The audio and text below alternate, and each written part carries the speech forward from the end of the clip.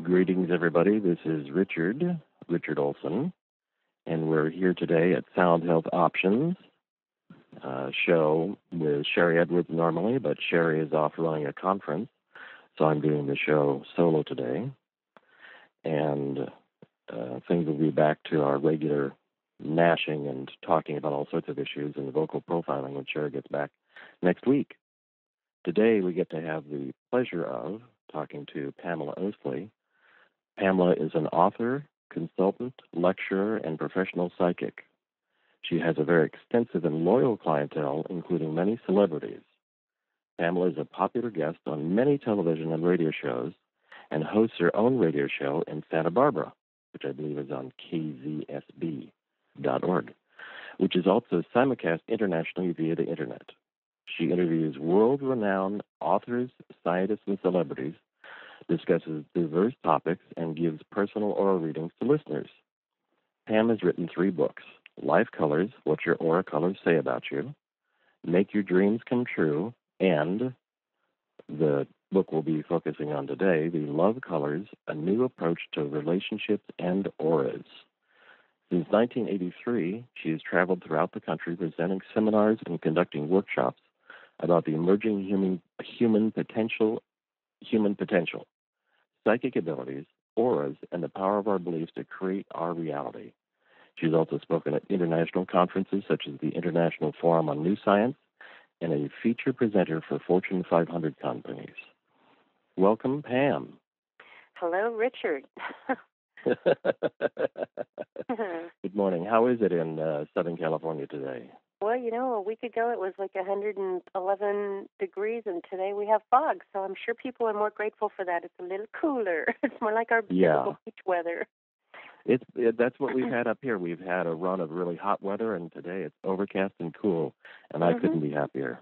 Yeah, just to keep us, from getting bored. Just have to Absolutely. create a little variety. That's right. We wouldn't want to be bored. There's so much to do in life. How could anyone be bored? I don't know. I can't even figure that out myself. So I think I have to start right at the for the 3 people out there listening who don't know who you are. I think we have to start at the beginning of the beginning of time. Right. Exactly. Let's go all the way back to the beginning. Is it the Big Bang, or is it are we really monkeys? Are we right? So, how did this start for you? How did how did the game begin in the Aura Colors world? Well, just briefly, my whole life I felt like I was going to teach or be a philosopher or do something to improve the quality of life for people. I've known that my whole life, and I went into that field working with autistic kids and learning disabled kids and emotionally disturbed kids, and then I ended up in the rock and roll business working with retarded adults. No, I'm kidding. I love rock and roll musicians. No, I love musicians. So I ran concert facilities and theaters, and then I went to hear a psychic speak, Michael Bromley from England, and I walked into the room with a lot of other people, and he looked at me and pulled me up in front of the group that night and said, I want you to start telling people psychically what you see about them. And I went, excuse me? I just came to watch you talk. Are you kidding me? So I basically psychically got thrown into the water. And oddly enough, found that I was receiving a lot of information about people that I'd never met before. Things like a woman over to my right. I saw the spirit of a little girl standing next to her. So I knew she was pregnant, and she didn't even know she was pregnant. So she went to the doctor and found out she was, in fact, pregnant. And she did end up having a little girl. So that was the beginning of my adventure. Then I met a woman, Barbara Bowers, who could see auras. And I started presenting workshops with her and found that the information that she was seeing around the auras, she had seen auras ever since she was a child. She thought everyone could.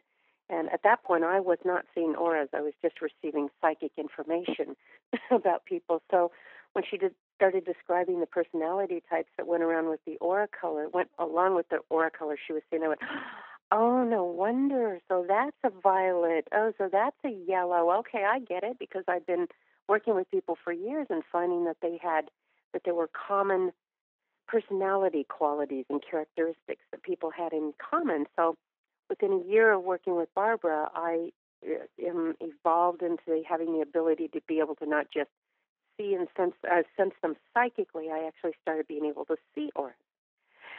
So that's how I got started in the journey. I was basically thrown into the water. Wow, what an adventure. What a Well, it's funny because the psychic told me, he goes, you've been asking to go to the next level. Well, this was it. This is it. And I was like, hey, why did you know that? So it was definitely a quantum leap for me at that point. And really? Richard, go ahead. Oh, I do believe that all of us have intuitive and psychic abilities, some more than others. We all have, we've all had feelings or thought of someone and the phone rings, or, we have those abilities. It's just, some people, we exercise it more, that's all. Just like some people are naturally athletic, but they exercise it more to get, to improve their abilities.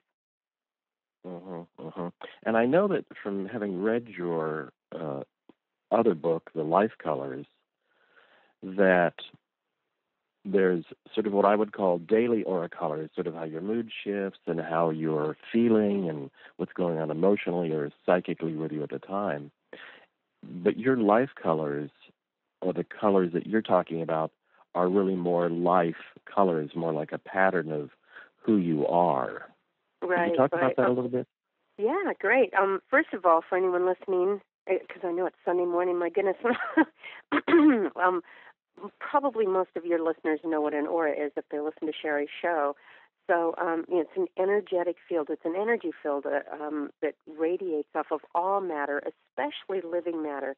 It's just stronger around living matter. So what happens is when I see the aura around people, it's like a glow, like a light bulb, but there are lots of different colored bands, excuse me, around a person.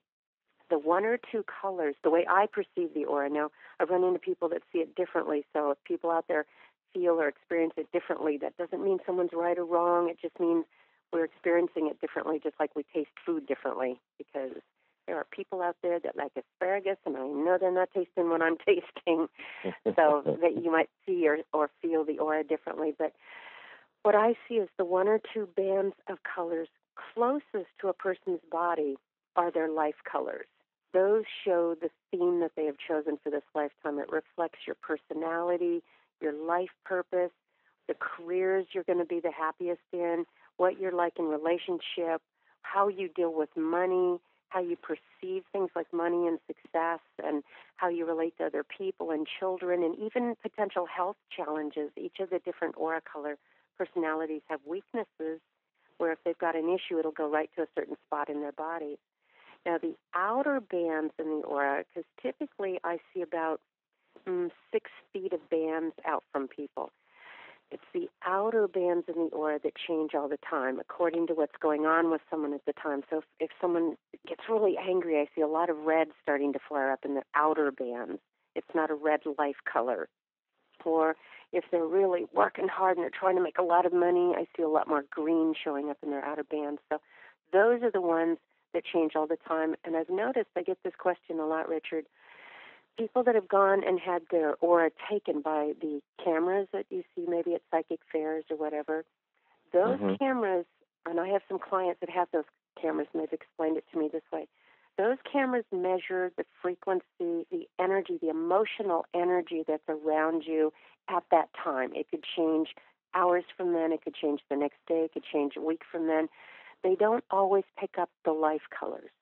So if someone reads my book and they relate to the blue, and then they go get their picture taken and it looks orange and red, they're not picking up your life color. They're picking up your emotional energy at that time. And so if you do get your picture taken, ask the person with the camera to interpret what those particular colors mean for you. So they're more picking up what I'm calling the sort of daily transitory colors rather than that's one of the things I've always enjoyed about your work is that it's such a great, when you have other people around you who have this as a language, it's so great to be able to say, oh, he's a yellow, well, like I'm a yellow, I'm a big old yellow. We'll talk about that probably more, I bet. Oh, he's a yellow, or that's an indigo.